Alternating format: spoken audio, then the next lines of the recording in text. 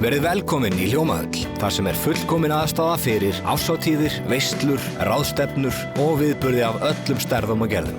Við þjónustum þinn viðburð frá A til Ö. Nánari upplýsingar á hljómahöll.is.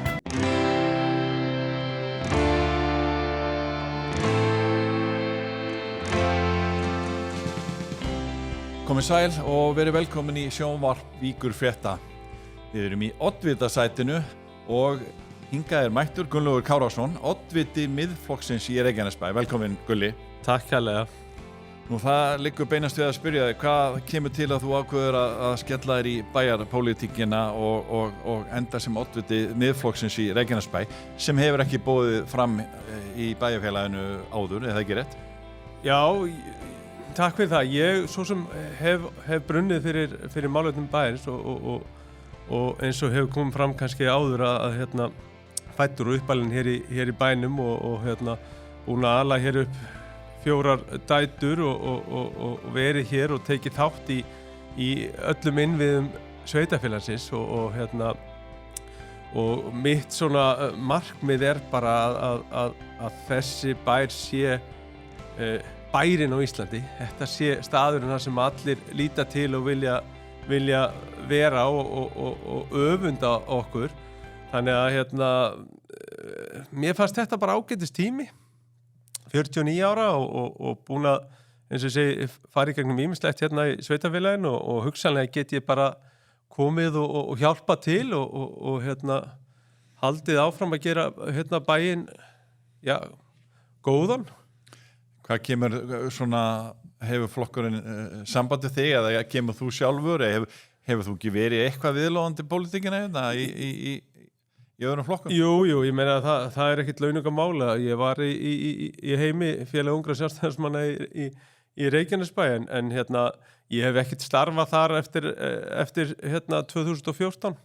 Ég var varabæjarfulltrúi 10-14 og hef ekkert starfað þar og mér þótti það bara ekki við hæfi. Ég var náttúrulega í Landsbankanum þá og svo í HS Veitum og hef ekkert starfað í raun og veru í flokknum eftir það. Þannig að og síðan fannst mér bara svona komin tími til að fara í þessi mál og það náttúrulega bara þannig að það tjekkað á manni og hvort að maður hafi áhuga og það svona eitt leiðir að öðru að maður fer bara á athugar og fyrst náttúrulega les maður málefnaskarðar hjá flokknum og það sem kom bara eiginlega eftir að ég las stefnuskrá Miðflokksins, það var bara næstu eins og ég skrifaði. Það voru hlutir sem ég hafi kannski verið að svona ræða svolítið og ég hef mikinn áhuga á rekstrinum og menntamálum og íþróttamálum og það harmonaði rosalega vel við þeirra stefnu, þannig að þetta var svo sem ekki, bara þetta var mjög auðvelt að fara þangað. Þannig að sem fyrirverandi varabæjarfulltrúi þá náttúrulega nokkuð ljóst að þú ert búin að vera að fylgjast vel með bæjarmálunum og verandi heimamaður, eða ekki? Jú, ég hef búin að fylgjast með og eins og segi, maður les alltaf allar fundagerðir hjá höllum og maður ennþá að gera þetta og þetta bara til þess að fylgjast með og sjá. Og ég veit að þú ert nú alveg opbóðslega duglegur og þér ber nú að hrósa að þú ert duglegur að fjalla málefni bæjarins og tekur það auðvitað frá bæjarstjórninni og þá kannski hleypur maður inn í fundagerðirnar þegar maður sé fréttirnar hjá þér að maður þurfi kannski að sjá þetta aðeins ítarlegra og svoleiðis. Þannig að ég hef náttúrulega bæði verið í nefndum á vegum Reykjanesbæjar og stjórnarformaður Eignarhaldsfélags Suðurnesja, það sem héldum eignir félagslega kerfisins. Þannig að ég bæði þekki þetta, en svo það bara kannski stærsta atriði, finnst mér, að þú þarft að hafa svolítið áhuga á þessu. Og ég hef alveg bullandi áhuga á því að sjá hvert við erum að stefna, hvernig að ganga, hvað gott, hvað slæmt og hef svo sem alveg skoðanir á því og ég hef alveg rætt við ansi marga varðandi mínar skoðanir á því hvernig hlutinir hefur verið gerðir og hef látið til mín taka inn í stjórnum íþróttafélaga og annað. Þannig að Þannig þá liggur beinast við að spyrja hverjar eru helstu svona áherslunar hjá ykkur í miðflokknum fyrir þessar kosningar? Já. Það ofboðslega gaman að vinna þessa vinnu, að hlusta á bæði flokksmenn og við höfum verið núna síðustu vikur að vinna málefnaskrá hjá okkur og við höfum líka, gerum það núna síðasta mánudag, að við opnum á fund til þess að fá hugmyndir bæjarbúa, ekki bara okkar miðflokksmanna, heldur líka annara sem að hafa áhuga að koma með hugmyndir. Þannig að við opnum að það sem að gerist líka í þessum svona tækni heimi, að það kannski ekkit endilega það sem fólk kemur með. Það vill ekkit endilega koma með það svona opinberlega, þess vegna fáum við líka fullt af hugmyndum á netfanga, á tölvupóstum og símhringingum og annað slíkt, svona virkar þetta bara. Þannig að okkar áherslur eru klárlega rekstur, yfir fyrirmandi sprungin innviðir, sökum til dæmis hælisleitenda og annað slíkt. Við höfum mikinn áhuga á leik- og grunnskólum og jafnvel svona hugsalega nýjar hugmyndir eða nýja nálgun. Sterkt atvinnulíf þarf að vera. Þar ætlum við aðeins að impra á.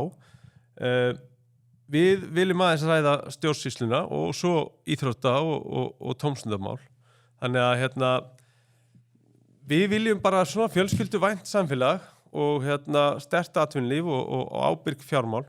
Þannig að en við höfum náttúrulega ekki verið einn áður, þannig að við erum aðeins að kynna okkur hvað hefur verið gert og hvernig hefur verið gert og kannski að því að við erum ný, þá erum við með rosalega mikið af hverju.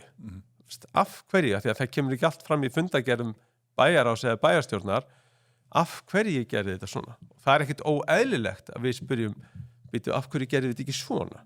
Þannig að þetta verður svolítið okkar og við erum að læra núna líka í kosningabaráttunni að hlusta á sérstaklega meirihlutann sem er ju að tala fyrir einhverjum hlutum sem að þau hafi gert og þá spyrir maður stundum bara af hverju gerðu þetta ekki svona eða hinsegin. Þannig að á næstu vikum mun koma og málefnaskráin okkar hún þarf eiginlega að vera fljótandi svona fyrstum sinn. Mér finnst ekki alveg að þú að gefa út málefnaskrá, hún megi aldrei breytast fram að kosningum. Við hefum eftir að hitta fleiri fyrirtæki, við hefum svo eftir að hlusta og læra og kannski má ekki alveg vera mittluð stein svona alveg held ég. En við tökum kannski eitthvað af þessum málum sem það nefnir, þetta er náttúrulega stærstu málin, bara atvinnumálin. Það er alveg vitamál að það þarf meiri fjölbreytni í atvinnu uppbyggingu á svæðinu. Hvernig finnst þér að bæjarfélagi geti gert, komið að því? Já, sko við erum náttúrulega ferðaþjónustubær.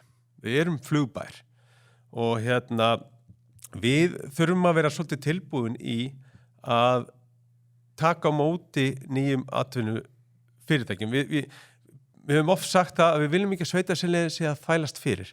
Það þarf að vera mjög snöggt í skipulagsbreytingum, það þarf að vera snöggt að svara, það þarf að geta sagt já, gjör svo vel ef eitthvað fyrirtæki hringir eða annars líkt, en ég heldur reyndar að við ættum kannski meira að vera að athuga hvort þau vilji koma. Sækja þau? Já, sækja þau, en til dæmis erum við með risastórt dæmi út á Reykjanesi, stærsta landeldi landsins sem að fara að rísa. Erum við almennilega búin að átta okkur að hvað afleiðustörfin eru þar? Ég held að þau séu alveg jafn stór og þar. Hvar á að slátra? Erum við með feiskús til að gera þetta? Erum við versmiður? Við þurfum að fara að byrja á öllu þessu svo við verðum ekki kannski að sitja eftir. Þannig að sveitafélagið þarf að vera 100% viss á því að þeir sé að fylgja tímaröðinni. Og síðan erum við til dæmis að ræða bara gott mál. Við erum að ræða hátækni sorpbrennslu sem á að skapa inn í end 40 ársverk. Það getur verið skemmtilegt verkefni. Ég held að miðflokkurinn náttúrulega bara mjög hrifinn af þessu. Þetta eru speikla verkefni allstaðar úr Evrópu og best ekki við kannski úr Kaupmannahöfn. Og það væri nú ekki verra að hafa samt skíðabrekku líka í Helguvík og getur bara skelltir í hátæginu á skíðum. en þar eru líka 100 afleiðstörf þú veist, hérna og ekki glemma því að svona ný hátækni orkustöð eða bara sorpbrennsla hún mun skila af sér heitu vatni og rafmagni klárlega sem að mun hjálpa til á svæðinu. Já, ég alveg þekki nú ágætlega innan HS Veitna og ég vissum að þeir eru spenntir eins og HS Orka eða aðrir orkusalar sem að hafa áhuga á þess að þetta spennandi verkefni fyrir veitun okkar þannig að eins og ég segi, þetta eru spennandi verkefni svo eru fullt af öðrum Það með Helguvík? Já eins og með NATO og það er verið að rífa kísilveri og hvernig sérð þú fyrir þér Helguvík, ertu sammála svona þessari stefnu sem að virðist vera í gangi núna að ekki fleiri stórskrímsli eins og risaverksmiðjur heldur eitthvað grænna? Já, ég vil bara fjölbreytta atvinnulíf og vissulega er þetta sorgarsaga með þetta kísilver því miður og gott að það er komin lausn í þessu en það sem þarf að koma þarna við þurfum að hugsa kannski aðeins lengra við þurfum að hugsa einhverst á þessari lóð gæti verið afleitt starfsemi af hátækni sorpbrennslu það eru að koma þarna NATO nýr garður, ný bryggja og við þurfum svona að hugsa kannski til 10 ára hvað á að koma þarna og ekki að velja eitthvað eitt, við þurfum að velja ef við ætlum að vera með matvælavinnslu þarna, þá getum við ekki verið með eitthvað sem að truflar matvælavinnslu þannig að við skulum ekki tróða bara öllu einhvers staðar, við skulum hugsa þetta svolítið til enda, hvar þetta getur verið þannig að en atvinnumálin eru bara stór þáttur og við erum opaslega stolt af flugstöðinni og öllum þeim fyrirtækjum sem eru afleitt af flugstöðinni og við þekkjum nú langt best náttúrulega bara Icelandair og Isavia sem eru okkar stærstu og svo náttúrulega frábær uppgangur bílalegana hjá okkur og stuðningu þeirra við samfélagið þannig að mér finnst þetta bara þú veist, það er margt sem en ég hef bara áhyggjur að því að við séum ekki nógu tilbúin. Ég er ekkert að segja að það sé ekki endilega bæjarstjórninni, en ég syns að sé ekki nógu mikið kannski fjallað það og það sem við láta okkur vita að þetta sé allt í lagi, að þetta komi allt. Við erum með sérbíli, við erum með eitthvað, ég held að það sé ekki alveg, ég sé það ekki, ég er búin að lesa ansi mikið, en ég er ekkert endilega að sjá það. Þannig að það er alltaf búið að vera, fordæmalaus íbúa fjölgun í bæjarfélaginu undanfarinn áratug 60% fjölgun og en er ekki ennþá til alveg slatt af íbúðum á markaðnum Já, það er náttúrulega bara hverfi í uppbyggingu Já, það er hverfi í uppbyggingu en það sem við höfum kannski sagt aðeins líka er að við verum að passa okkur á því að vera ekki að breyta öllum sérbílum í fjölbíli bara til þess að reyna að fjölga hratt það sem að gerist er að okkur vantar líka sérbíli þá er ég ekki að tala ég veit að það eru 40 íbúði lausar upp í Ásakverfi það er bara alltaf stór hús það er allt kannski 220 pluss fermetrar þannig að það er kannski ekki endilega það sem fólk að leita eftir það er kannski að leita af raðhúsi sem 160-70 fermetrar með 4 svefnherbyggi með 3 börn þannig að Já, en ég er ekki samt langt mest í fjöldin sem að koma að starfa Er þetta fólk ekki að leita að minni íbúðum? Fólk sem að fara að vinna í flugstöðinni og afleitum störf? Já. Er þetta fólk að fara að kaupa einhver sérbíli? Finnst ykkur vera svona ástæða til að vera mikla áherslu á að fjölga þeim? Það þarf allavega að passa sig á því að skipta ekki út öllum sérbílislóðum yfir í fjölbílislóðir.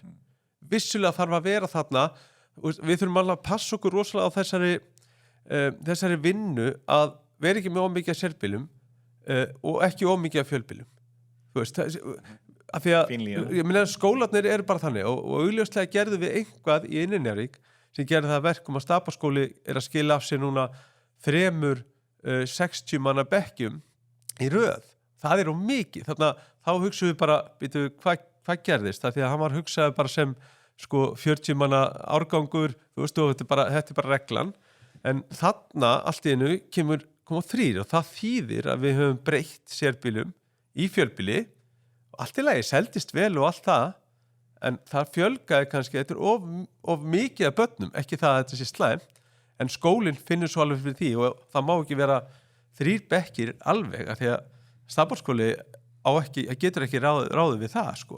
Og planið var að vera ekki að byggja annan skóla í Dalshverfi 3 alveg strax. Mér skilst að hugmyndin sé að þeir séu annar staðar, þannig að þetta auðvitað þessi gráðum, einhvern veginn, þessi millivegur sem við þurfum að fara og við held að við þurfum bara stanslaust að vera að spá í því hvort að þetta sé rétt eða hvort að við eigum að, halda áfram. En varðandi sérbílinn og annað, að við megum líka alveg fara svona að huga því og fara að segja, við viljum kannski meira af millitekjufólki, meira af því og án þess að vera að draga nokkur fagstjettir inn, þá finnst mér bara mjög eðlilegt að allir flugstjórar og flugmenn og flugáhefnir hjá Icelandair búi auðvitað í Reykjanesbæ. Það náttúrulega, mér finnst það, en ég veit að þó nokkrir vinir mínir sem eru flugmenn og flugstjórar eru fluttir og eitt sagði mér að það byggja ykkur 20. Þannig að ansi margir sem eru eftir og hugurinn minn segir að þeir séu ekki allir að leita sér af blokkaríbúð, kannski að selja húsi sín í bænum og koma hingað. Þá þurfum við allan að eiga það. Þannig að, en eins og sé, þetta er nú bara svona ein fagsett, það eru margar aðra mjög góðar sem að við kærum. Það alveg ljóst að þessi mikla íbúafjölgun, þetta hefur reynt á þolrifin í stjórnun bæjarins og hvernig á að taka móti öllu þessu, byggja skóla og styrkja innviði leikskóla og allt þetta dæmi. En hefði eitthvað verið hægt að gera þetta betur heldur en það hefur verið gert? Eða viltu sjá hlutin að breytast? Eitthvað annað heldur en sérbílinn sem hún getur nefnt? Nei, varðandi hvað? Varðandi ég meina bara, fyrir ekkert svona hvernig hægt er að taka móti öll þessu fólki sem vil flytja í bæjarfélagi? Já, en sko, eins og sé, við erum búin að taka við núna 1000 á ári og það er auðvitað skóli fyrir allar bæjarstjórnir að taka á þessu. Það er líka skóli að þetta er óbáslega fjölbreytt. Við erum ekki bara að taka við íbúum sem bara koma frá öðrum sveitafélögum. Við erum líka með 35% af öllum sem eru að vinna hjá okkur eru erlendir ríkisborgarar sem eru, stórhlutaði morgun íslenskir ríkisborgarar. Þannig að þar er líka mikil áskorun, ekki bara að reyna að finna íbúðir, en þetta er mikil áskorun. Það hefur tekist ágætlega, en kannski betur má við duga skal finnst manni, en eins og segi, ég ætla ekki að taka það að þeim að þetta hefur verið áskorun fyrir þau. Hver er þín skoðun svona á hvernig uppbygging skólamála hefur gengið? Það er búið að vera að endurbyggja gamla grunnskóla, byggja stapaskóla, það er búið að vera að byggja nýja leikskóla og endurbyggja leikskóla. Hver er svona þín skoðun í þessum málum? Mér finnst náttúrulega bara staðsendingin á Myllubakkaskóla ágætt og Holtaskóla líka, þó þau séu mjög nálægt hver öðrum þá er með sikkvort hverfið og Heiðaskóli upp í Heiði hefur bara gert sitt, þannig að þeir sveiflast á sjálfsögðu bara svona fram og tilbaka 40 upp og niður eftir árum og það eldist hverfið og svo yngist það aftur og þetta er bara raunin sem er að gerast en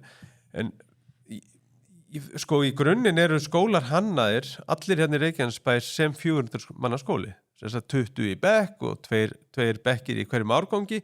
Það er svona, en svo hefur þetta verið að flakka fram og tilbaka og við höfum verið að bæta við kálfum og taka kálfa og færa það í næsta skóla og hitta þetta, en ég held að grunnurinn sé góður að við höldum þessu. Reyndar erum við aðeins að breyta held ég í Myllubakkaskóla, við erum að fara í 550 manna skóla, ég held að hann sé að stækka og ég held að Holtaskóli geti tekið við 80 viðbót, þannig að þetta er einhvern veginn aðeins smá breyting og en ég held að við séum bara í ágætis málum með þessa skóla sem við erum með núna.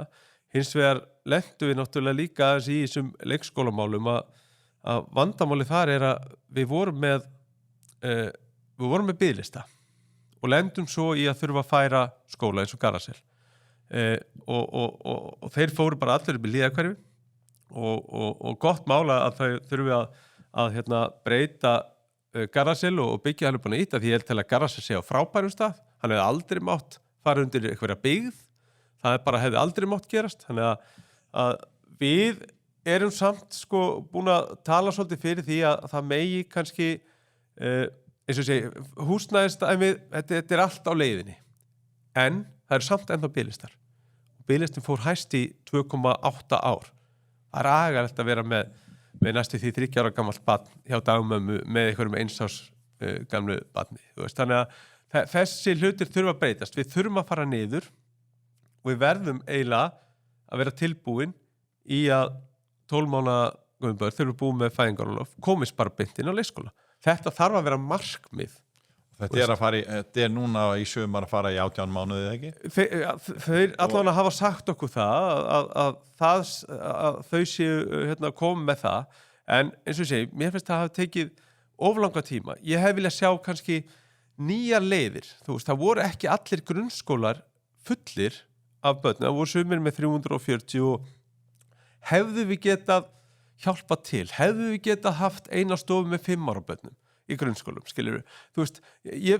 Mér langar alveg að spyrja þessum spurningum, var það tjekkað í staðin fyrir að láta bara fara alveg upp? Af því að þetta er nú Reykjanesbær sem rekur þetta og ég er bara að hugsa í lausnum, var þetta almennilega skoðað? 5 ára börnin eru næstu því eins og grunnskólabörn, næstu því eins og fyrsti bekkurinn, það er að með svona ekkert ósvipaða námskrá, þannig lagað, þannig að þetta er svona spurning sem að nýrflokkur spyr, sko, var þetta gert eða eitthvað hluti, sko. En hvað svona þú hefur nú tengst íþróttunum í gegnum tíðina? Forráða með hreyfingar en að hafa svona sagt að framlag bæjarins væri minna en í sambærilegum sveitarfélögum. Hver er þín skoðun á? Já, við sjáum það náttúrulega bara alveg að nú kemur held ég ásetningun í dag, var væntanlega lagður fyrir bæjarráð í morgun held ég. Þannig að það verður spennandi að sjá hvernig staðan er þá, en miðað við síðasta ásetning, þá er alveg ljóst að við vorum með miklu lægri hlutfallatekjum eitt í íþrótta- og tómstundamál og einhvers staðar sá ég að Guðni hafi sagt í greinin daginn að væri loksins komin í 9,6%. Við ættum að vera að stefna að því að vera í 12% og við eigum svolítið langt í land þar og af því að við erum svolítið að hugsa reksturinn, þá ætla ég ekkert að lofa því endilega við förum í 12. Ég myndi vilja við færum í 12, 13, 14 jafnvel, en eins og segja, að því við erum að tala um rekstur, þá er ég ekki tilbúin að lofa því fyrir en ég sé að við höfum efni á því. Við þurfum að gera þetta mjög hagkvæmt og rétt og einhvers staðar þurfum við þá að spara eða stækka kökuna til þess að ná þessu. Ég myndi vilja sjá að við værum með íþróttamannvirki í heimsklassa, bara heimsmælikvarða og það er alveg ljóst ef þú tekur bara sveitarfélög, svipaðri stærð okkar, þá erum við ekki á sama stað. Við höfum dregist aftur úr. Já, ég hef heyrt að það væri bara, hafi verið erfitt og þetta hafi ekki alveg verið hægt. Og maður spyr sig samt, var forgangurinn réttur? Hefðu við getað byrjað á hlutum? Af hverju tekur þetta svona langa tíma að vera sammála? Það er búið að teikna upp fullt af hugmyndum varðandi íþróttafélögin, sko. Hvað með hugmyndina að Keflavík og Njarðvík sameinuðust með innviði, með stóra byggingar og annað sem að myndu hýsa starfsemi beggja félaga og velli. Þetta hefur náttúrulega verið rætt og það fór á flug og fyrir 2-3 árum síðan og það er lítið að gerast. Já, og þú ert nú kannski mest að spá í kannski fótboltavöllum. Já. Og ég meina að þetta var einn á borðum hjá stjórn knattspyrnudeildanna beggja og ég veit ekki betur en að þeir séu búin að hittast varðandi þessi mál en einhver hluta vegna hefur það ekki gengið en það er hagkvæmt fyrir bæinn að vera með eitt völl. Þeir segja kannski aðeins á móti, já en við erum að stækka meira, þetta eftir engum í hugi Hafnarfirði að vera með sameiginlega völl, þeir eru bara 5.000 meira en við, þannig að við erum að ná þeim, þannig að og það dettur engum í hug í Kópavogi að Breiðablik og HK séu með sameiginlegan völl. Nei. Þannig að það skammtíma hugsun að gera það? Ég alveg sammála að það hagstætt fyrir Reykjanesbæ að gera það. Getum við fundið, verðum við ekki að horfa kannski 10 ár fram í tíma? Horfum 10 ári fram í tíma. Því ég vil að Keflavík og Njarðvík verði áfram íþróttafélög sem í samkeppni við hvort annað. Ég tel að það sé óbáslega gott forvarnarlega séð að Keflavík og Njarðvík sé að berjast iðkendunar, krakkana og að þeir skili eins góðu forvarnarstarfi og hægtir. Þannig að við verðum samt að hugsa bæði félögin þurfa aðstöðu til þess að spila þessari forvarnarstefnu áfram og ég ég held að þeir viti það að ef að maður fær nógu mikið aðkvæðum að koma inn þá íþróttahreyfingin með stóran plús hér í að hjálpa sér og ég veit hve mikið þetta hefur gefið mínum börnum og fólki í kringum mig hvað íþróttirna mikilvæg fyrir sveitafélagi og við erum svo stolt af því. Það bara núna maður einhvern veginn gæsa þú allan tímanum meðan úrslitakeppnin í körfunni í ganga og 4 lið úr Reykjanesbæ í úrslitakeppni. Já, ég meina það öfund. Ég frétti það síðast frá fréttamanni sem var að tala við okkur daginn. Kollegiðin í Vísis, hún sagði, það öfund hér, það öfund, mitt liði dottið út. Það og við áttum okkur kannski ekki á því, við viljum auðvitað alltaf meira og það svo sem allt í lagi að halda smá pressu á það að við viljum gera betur en sveitafélagi verður samt að vera tilbúið að taka þátt í. Þú minnist á reksturinn og þú nefndir mitt í sýnarviðtalinu daginn að það væri hægt að hægra það. Hver svona nú búið að vera góður rekstur á sveitafélaginu núna mörg undanfarin ár? Já. Allan með, afgangi en hvernig svona hver þín tilfinning? Já, reksturinn nefnilega jú, það hefur skilað afgangi, en við erum samt að sjá til dæmis bara á þessu ári það ekki til handbært fé. Þannig að þó þú skilir rekstri í afgangi og ekki handbært fé, þá ertu basically að segja að þið vantar, þú ert að eyða of mikið bara beint í rekstur en ekki fjárfestingar. Og getur sveitafélagi samt fjárfest og þó maður sé að skila afgangi, þá vitum við alveg hvernig þetta virkar. Tekjurnar, þú ert með tekjur af íþróttafélögum, þú rukkar íþróttafélögum fyrir afnóta vellinum og annað slíkt. Ferð svo og kíkir á handbæra féð og það einhver sagði mér að það hefði verið lítið til fyrir, það hefði verið erfitt í júlí var þetta handbært féð hjá sveitafélaginu og maður hugsa bara, og þá hugsa þessi venjuleg maður, það var hagnaður á sveitafélaginu, hvernig getur ekki verið inn á reikningnum. Þannig að bæjarstjórnin það líka að útskýra aðeins þetta og þó þú skilar hagnaði, það ekki endilega sama og reksturinn sé frábær. En hvaða hagræðingu sérðu þá? Hvað nefndi eitthvað? Já, eins og til dæmis við erum með tvö ný ráð, sjálfbærni ráð og lýðheilsuráð. Að mínu mati getur umhverfis skipulagsráð réttilega séð sjálfbærnimál og lýðheilsumál eru bara íþrótta og tómstundamál. Þannig að við þurfum kannski ekki stóri peningar í þessu. Nei, en þetta eitt af því, en síðan þarf bara að vera með kannski meira eftirlit á því hvert peningarnir fara. Í framkvæmdir hjá okkur verið að fara yfir. Ef það verið að fara yfir, þá þarf að taka á því strax. Og það eru framkvæmdirina sem hafa farið fram úr áætlun. Áætlunina virðast ekki alltaf vera vel unnar. Það virðist vera hægt að gera þær betur. Þannig að það stór sparnaður. Og síðan við náttúrulega, við erum alltaf að tala hvað við eyðum mikið af tekjum í hvern málflokk. Við erum frekar há í menntamálum. Við erum 52-53%. Á meðan að aðrir eru 50, jafnvel 49 í sömu stærð. Kannski fyrir utan Reykjavík sem svona einhvern veginn brýtur alla reglur varðandi þetta. Við þurfum bara að sýna meiri aðhald og til dæmis núna förum við í viðgerð á 2 skólum. við hjólum svo í Ráðhúsi líka.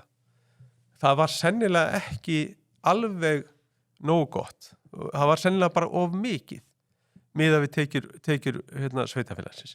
Þannig að við hefðum kannski geta aðeins reynt að seinka þessu eða fundið aðra leið. Þannig að það þarf bara að velta við öllum steinum. En ég er ekki að segja að það sé allt alveg ómögulegt. Ég veit alveg að þetta hefur verið erfitt og annað. En allavega sko okkar tillögur eru að velta við öllum steinum, vera stanslaust með eftirlit og við erum með til dæmis velferðarmálin okkar. Það hafa komið erfiðleikar, við vitum það og það virðist ekki vera að það sé 100% vitneskja það hvað hlutirnir almennilega kostuðu versus það hvað þú færð af tekjum í ákveðna málaflokka eins og til dæmis hælisleitendur. Þannig að ef eftirlitið er ekki nógu gott hjá kjörnufulltrúum, og ég segi bara kjörnufulltrúar, þetta er ekki starfsfólki, við erum með kjarnorku starfsfólki á Reykjanesbæ. Það fær það frá kjörnufulltrúum hvað það er að gera, hvernig stefnan er og hvað það er að byggja og síðan er það sett er þau fengin í þessi verkefni en kjörnufulltrúar verða að fylgjast með allir sem er í nefndum og svo sérstaklega bæjarráð þarf að vera 100% viss það að það sé verið að fara vel með hverja einustu krónu á skattfénu. Og eins og segi, við ætlum samt að gera þetta ef að kjósendur vilja svo og ég er með þekkingu í rekstri, þannig að við erum með þó nokkra á listanum sem hafa þekkingu á rekstri og það er kannski það sem að, við tölum líka að Miðflokkurinn vill að við förum inn í ákveðin málefni með þekkingu. Ekki bara setja einhverja í einhverja nefndir, hún vill kannski ekki einu sinni vera hana eða hefur ekki þekkingu málaflokknum, sko. Þannig að það getur nú alltaf verið mikið það. Nei, en við ætlum allan ekki að gera það. Nei, ég er ekki að fullyrða það sé. Hvað með útlendingamálum? Miðflokkurinn hefur nú farið mikinn í þeim. Já. Og þetta er náttúrulega ástandi, getur við sagt, sé búið að vera almennt séð hefur verið sagt að það hafi ekki verið gott í það. Ríkið fór áfram án samráðs við bæjarfélagið og leigði húsnæði og annað fyrir útlendinga. Þannig að þetta var ríkið og bæjarfélagið voru ekki að tala saman. Nei, en það er kannski ekki byrjunin á þessu. Það gerist nú bara kannski í fyrra eða hitti fyrra sem að þetta gerist, en það sem að við verðum kannski að átt okkur aðeins á að við innviðinir okkar hér það hefur reynt á það í tölulegum tíma, það reynir alltaf á það þegar til dæmis ferðamannabransin stækkar, þá fáum við hér frábært starfsfólk að utan og mikill hluti Pólverja sem hafa komið inn og sest að og unnið hér, það reynir töluvert á innviði þar að taka við tvítýndum börnum og hefur ekki verið neitt rosalegt vandamál hjá okkur nema það að við þurftum bara aðeins að vanda okkur við það. Við bæðin í skólum, inn í velferðarkerfinu, atvinnulífinu, bjóðaðu velkomin og annað slíkt, en svo skellur á okkur hitt líka. Þannig að við skulum passa okkur líka alltaf á því, ekki tala útlendinga, vinnandi útlendinga sem eru komið hardduglegir, alveg svo við Íslendingar og duglegir Reykjanesbæjarbúar. Sem samfélagið þarf á að halda. Sem við þurfum bara alltaf og við á Reykjanesi, við þurfum á þeim að halda því að við erum í ferðarbransanum og hann hoppar upp og niður en við þurftum ekkit á þessu hælisleitenda dæmi að halda. Þetta var bara vondur tímapunktur og ég er ekkit endilega sammála bæjarstjórninni að hafa verið svona glöð eða hvað maður segja, svona móttækileg fyrir því að þau hefðu kannski átt að hugsa, hefur þetta kannski vond áhrif á innviðir okkar? En höfðu þau nokkuð að segja? Ég meina... Að vissuleið, þau gerðu samt samninga við ríkið móttöku á hælisleitendum. Þau gerðu það og fengu fullt að tekjum fyrir það.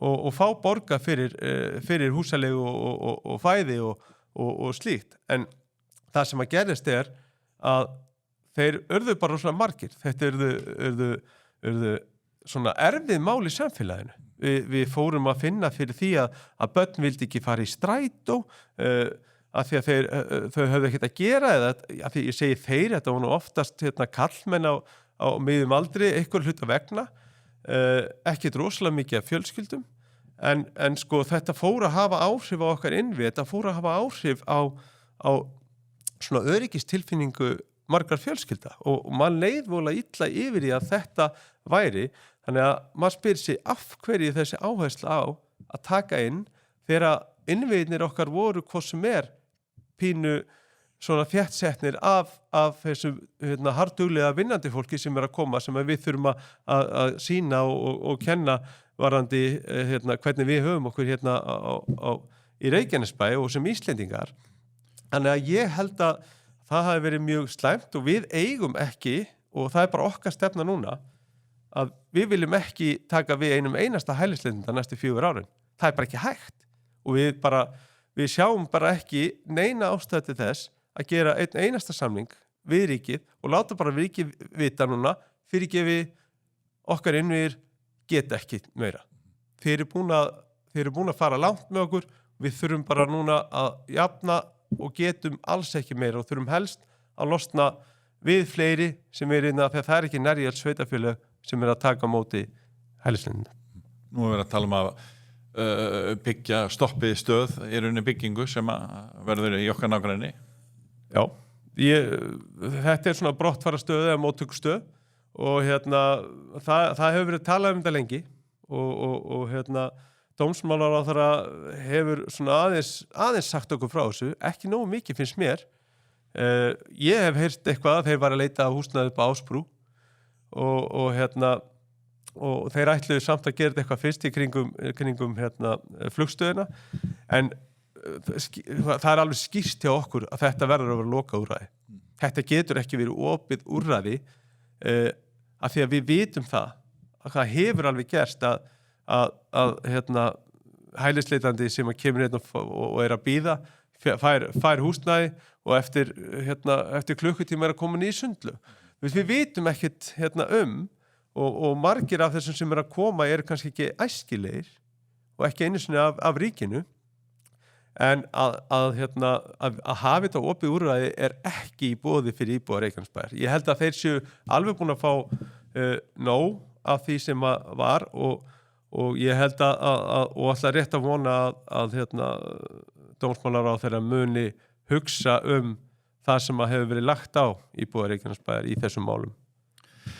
Langar að spyrja svona eitt gamalt mál sem hefur verið umræðunni í áratugi, sameining sveitafélaga. Já. Hvað segir það? Við erum rosalega hlynt sameiningu sveitafélaga. Ég hef alltaf verið hlyntur sameiningu sveitafélaga. Mér fannst rosalega gaman 94 þegar við sameinuðumst Keflavík, Njarðvík og Hafnir. Og það hefur gengið bara rosalega vel og þú veist, það hefur aðeins minnkað íþróttarígurinn en orðin svona fullmiklir vinir á íþróttavellinum en ég held nú ekki. Nei, en ég finnst þetta hafa gengið vel. Ég held þetta sé svona með betri sameiningum sem hafa verið. Sem fyrir þér, þú veist, finnst þér skoðandi að Suðurnesjabær til dæmis, nágrannar okkar myndu koma inn í Reykjanesbæ og Vogar? Mér finnst þetta bara engin spurning. Mér finnst þetta engin spurning að sérstaklega þessi tveir, eins og við talum, Garðar og Sandgerði, eru komin í sama sveitafélag og þeir eru búin að vera á flegiferð að reyna að fóta sig en sko einhvern veginn betur máið duga skal en sko okkar samstarf er samt óbærslega gott. Þeir sækja hellingar þjónustu í Reykjanesbæ. Ég myndi vilja sjá okkur bara sameinast sem fyrst.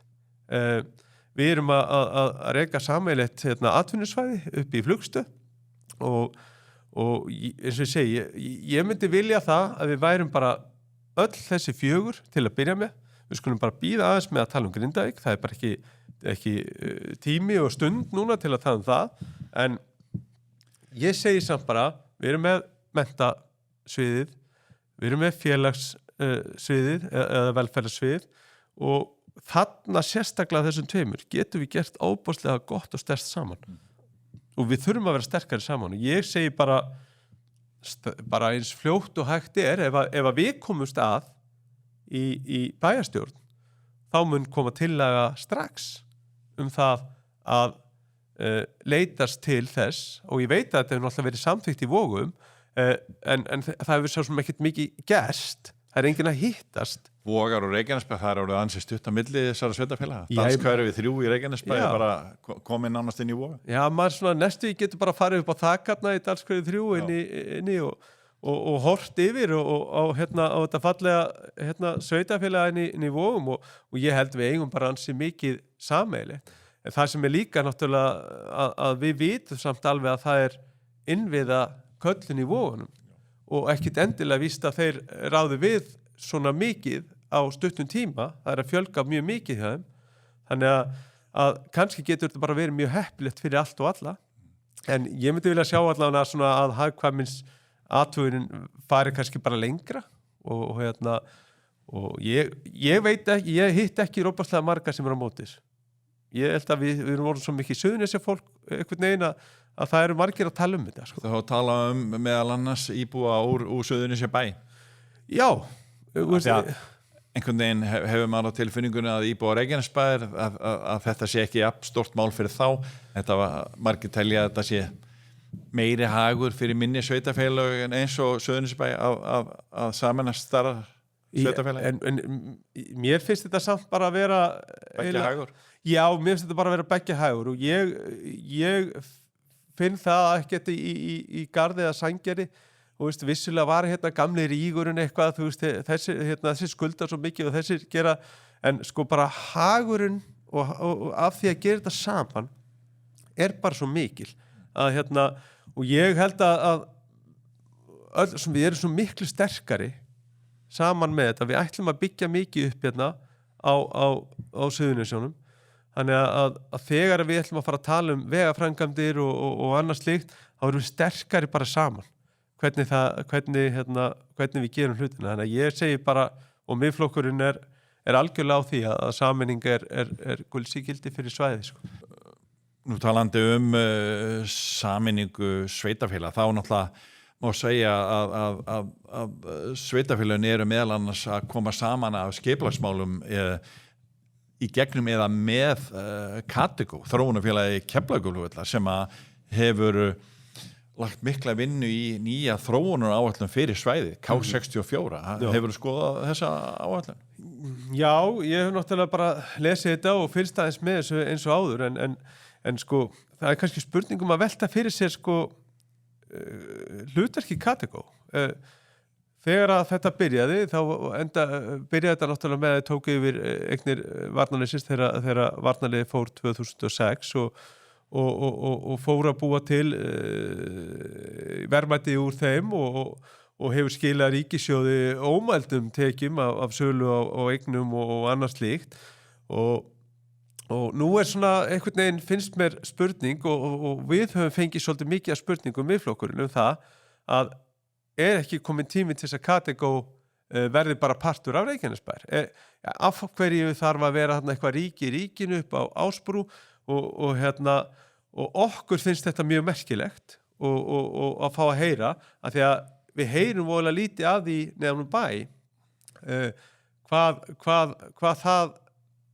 hvernig hugmyndin með það og ekki bara betra þá að eins og segir Katego verði þá bara deilt innan Reykjanesbær og Reykjanesbær raun og veru stýri þessu og jafnvel bara fari alla leið og ríki bara afhendi Reykjanesbær þetta ríki inn í ríkinu til þess að sjá og ég bara hlakka til að taka allavega umræðu það og við miðflokksmenn sjáum svona tækifæri í því að Reykjanesbær taki við þessu og fari bara að sjá þetta þarf kannski ekkert lengur að vera svona. Ásbrú náttúrulega í Reykjanesbæ.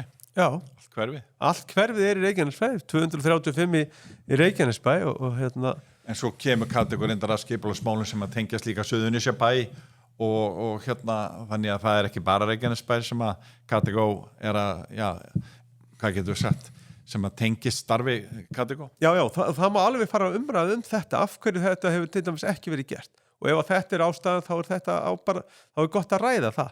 en skipulagsmál utan svæðisins en ekki inn í bæ. Kategó ekki með nýja hverfi út í Sandgerði, að skipuleggja það. Þannig að þetta bara umræða sem þarf að eiga sér stað, en okkur finnst að við þurfum að fá einhverja svona umræðu þetta og sjá hvernig þetta svona þróast og við viljum kannski fá svona meiri svör. Við erum ennþá að spyrjum fullt af spurningum og fá svör við hinu og þessu og mikið af þessu spurningum eru frá kjósendum okkar sem eru að spá í mikið af hlutum. Þannig að okkur finnst þetta gaman og við erum tilbúin að hjóla í erfimál og mál sem ekkert mikið rædd og líka þessi hefðbundnu góðu mál til þess að gera þennan frábæra bæ okkar að þessu endalaust flotta stað sem hann En svona kannski aðeins að svona, ef við horfum aðeins fram í tíman, kannski eftir kostingar kom upp sem möguleiki sérðu miðflokkinn geta starfað með kannski þessum flokkum sem eru núna í meirihluta eða hugnast eitthvað frekar að myndi frekar hugnast að fara með sjálfstæðisflokknum eða öðrum? Já, ég sko, þó að ég hef ekki kannski verið í oddvitamálunum ennþá, þá grunar mig nú að það sé allstaðar eins hjá öllum flokkum. Þeir segja að þeir fari með þeim sem eru líkasterum í málaflokknum og málefnaskráin, ef allir eru sáttir, þá fara menn sama með það. Mér finnst bara mjög skrítið að útiloka eitthvað. Þetta er svo samkomulega eftir kosningar, hvernig þetta kemur út, en það segja náttúrulega allir flokkar að það er langbest fyrir þá að vera einir, þá fáir að ráða öllu. Næstbesti hluturinn að vera tveir saman, af því að þá er líklegast að þú náir þínum málefnum og þrír svo þriðja besta og fjóri saman alveg ekki neitt svakalega gott fyrir engan, af því að þú nærð allt og fáum kannski að þínum málefnum, en í sveitarfélag, sveitarstjórnarkosningum og svoleiðis, þá kannski málin örlítið líkari heldur en í svona landsbyðar í alþingiskosningum. Þannig að þetta bara áherslu breytingar hjá sumum flokkum og ég get ekki sagt að miðflokkurinn ætla að fara að útiloka eitthvað. Hins vegar munu allir flokkar skoða málefnaskrána og ég meina, einhverjir í flokkunum segja þessi nær okkur og þessi nær okkur, en maður hefur líka séð að það bara stundum hverfur þegar þú að tala sameininga í meirihlutaviðræður, sko. Einhver markmið, ná inn 1, 2, 3 mönnum? Já, sko, markmið að við fáum að vera með. Það miðflokkurinn komin inn til þess að vera, hann ætlar að vera með, þetta bara 9 ára gamall flokkur með COVID, þannig að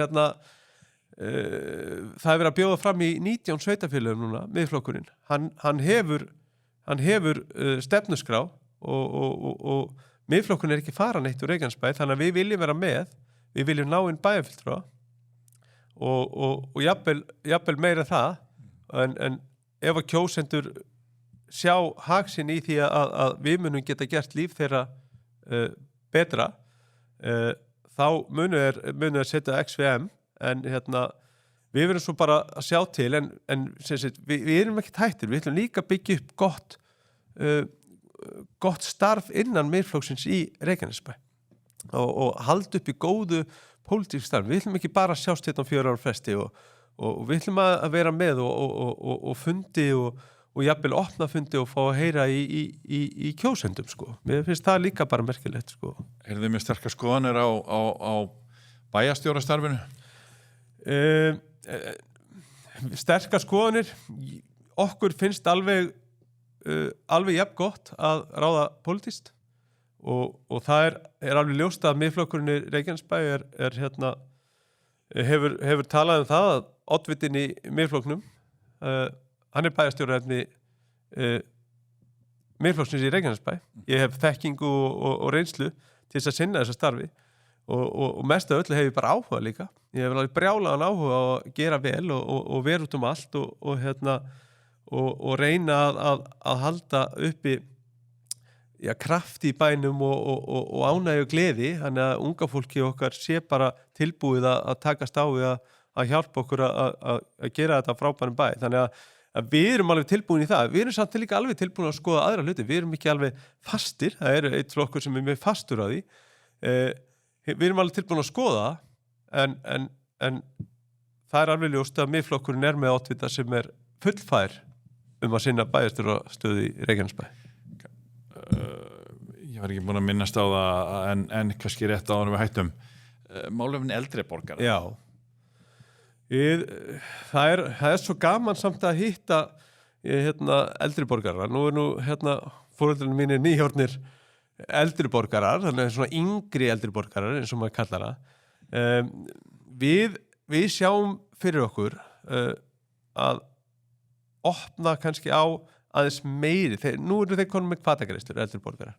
Þeir geta nota það í ýmisverkefni. Þannig að við vildum kannski opna þetta aðeins lengra. Þeir